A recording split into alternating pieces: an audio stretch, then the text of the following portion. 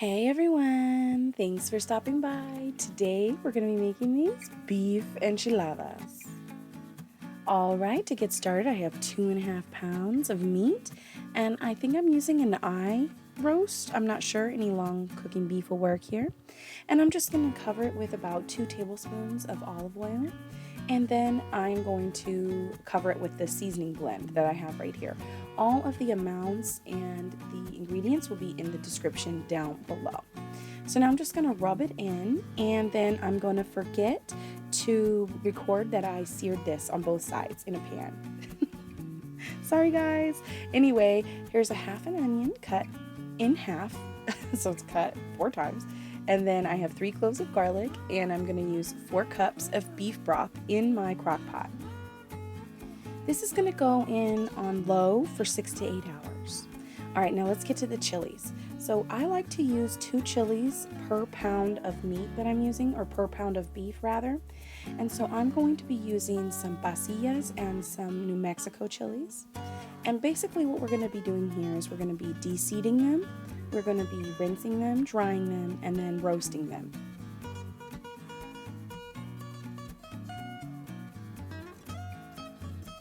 Okay, so you could use scissors for this part, but I just like to use my fingers. At the top of the chili, right where the stem at, that's where the main seeds are focused. So you want to pop that off, open the chili up, and then dump out all of the seeds. Now, the seeds are usable for other things, so let me know in the comments down below if you want me to show you how you can use these seeds.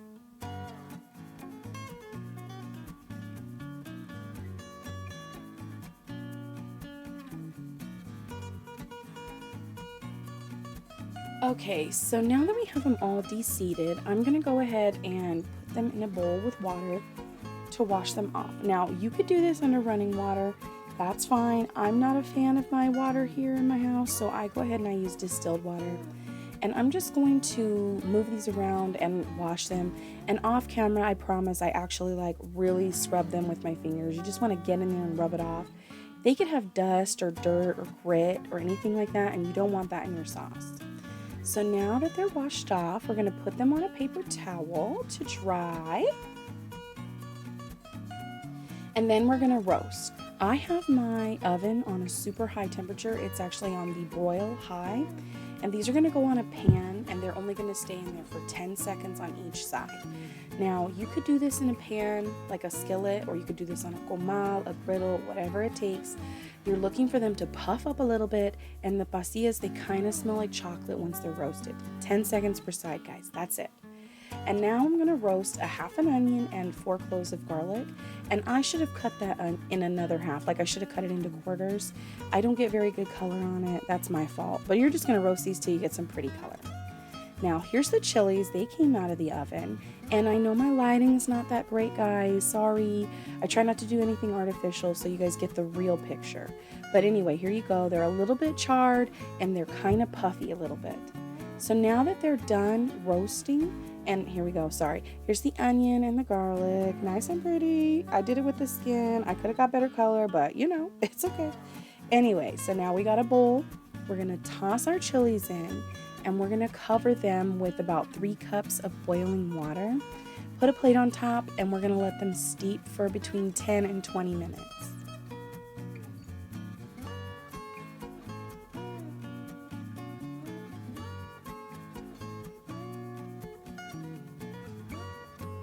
Okay, so now here's the beef, and I'm not sure why I'm stabbing it so much.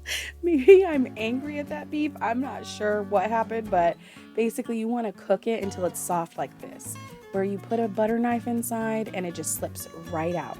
Mine took about 6 to 8 hours. And so now we're going to move the beef to another bowl, and we are going to strain that liquid that we use, the beef broth, which is like super beef broth now. And I'm telling you guys, this broth, I swear you can see the flavor. That is how much flavor is in here. You can see it. You'll be able to see it right now. I put it through a wire mesh strainer here, and I'm just going to use my wooden spatula to kind of work it around to get all the bits. And I'm going to discard everything in that bowl. Not everything in this bowl, in the wire bowl. Okay, so now I basically took my beef out and I cut it along the grain so that I could kind of shorten up some of the strings. And I am just going to use my wooden spatula to break it up. And now I could use my hands. I could use a blender. You could do whatever you want. Here we go. I'm doing it with my hands right here. It comes apart really easy. Shred it up to how you like it. And now in this pan, I have my garlic, which actually has a pretty color, and my onion, which doesn't, but they're in there anyway. I kind of cut it up to make it a little bit smaller. And now here's the chilies that have been steeped, and I'm going to toss them in that pan. And the reason I'm tossing them in there is because I do not own a regular blender, guys. If you do, just toss everything in a blender and blend it up. Food processor, whatever. I don't have one. I have an immersion blender. So I'm going to use this pan because my immersion blender could like mess up another bowl. So anyway, I'm going to go ahead and use about 1/2 to 3/4 cup of the chili water that we use to steep the chilies in, just to get it going. Bottom line, puree the chilies, onion, and garlic.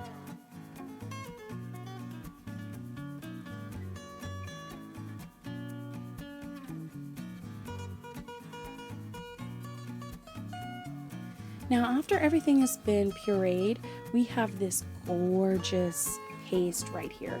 It is the chilies, the garlic, the onion, and we are going to strain it through our wire mesh strainer right here. Pour it in, and then you're going to use your spatula or whatever you have to work it through. You're just going to keep mixing and mixing, and you'll see it'll get thicker and thicker, and then you want it to go all the way down until it's a super thick paste.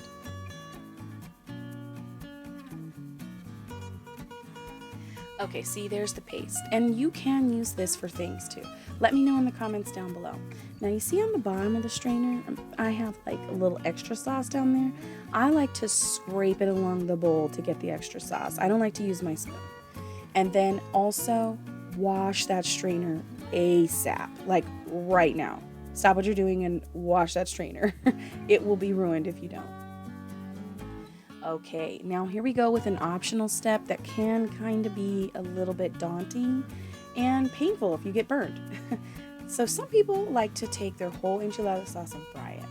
I don't. I just want to fry my chili and onion and garlic mixture. So I have a few tablespoons of olive, or not olive oil, it's just regular oil. And I would say about 4 tablespoons. And now see how much it's popping everywhere? You guys have to be so careful when you do this. And also I have a fire hydrant. Okay, not a fire hydrant. Actually, I have a fire hydrant outside my house. A fire extinguisher, guys, at the ready. So here we go. We're gonna fry this sauce up for about 5 minutes, 3 to 5 minutes, until it gets nice and thick and almost all the extra liquid is gone.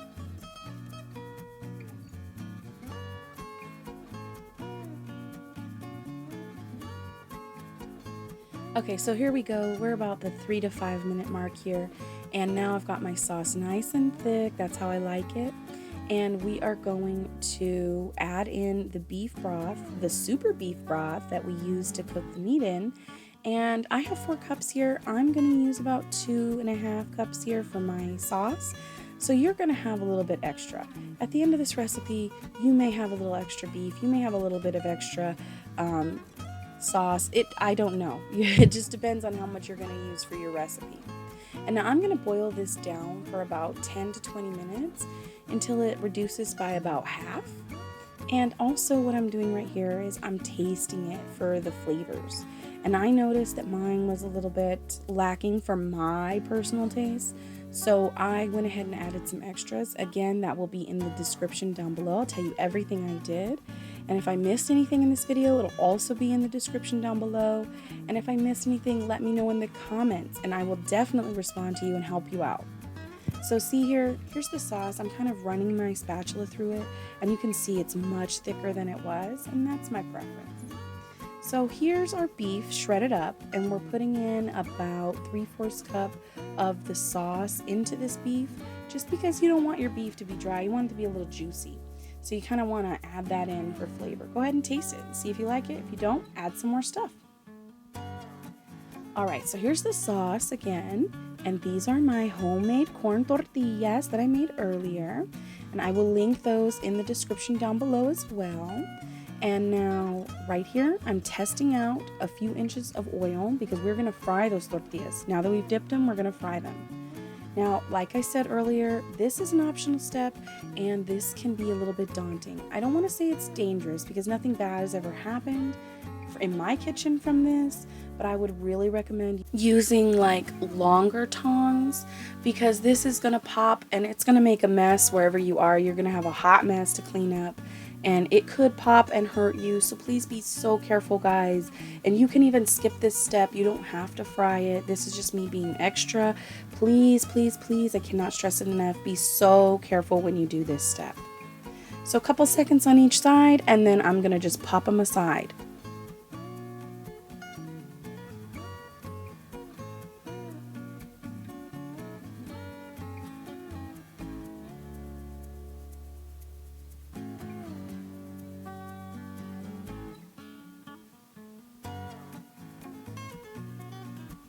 So after they've been frying for a couple seconds, like I said, just put them aside and get ready to roll up your tortillas.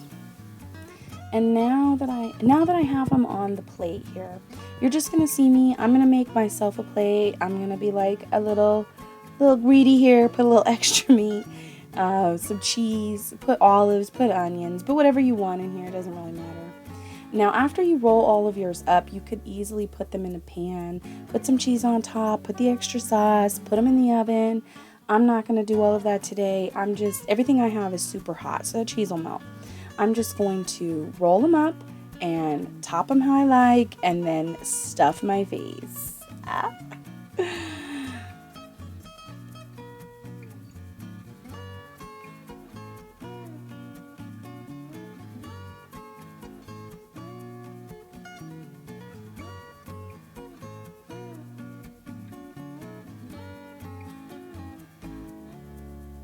Alright, so now that I have my greedy 3 enchiladas, I'm going to cover them up with a little bit of that extra enchilada sauce that we made earlier.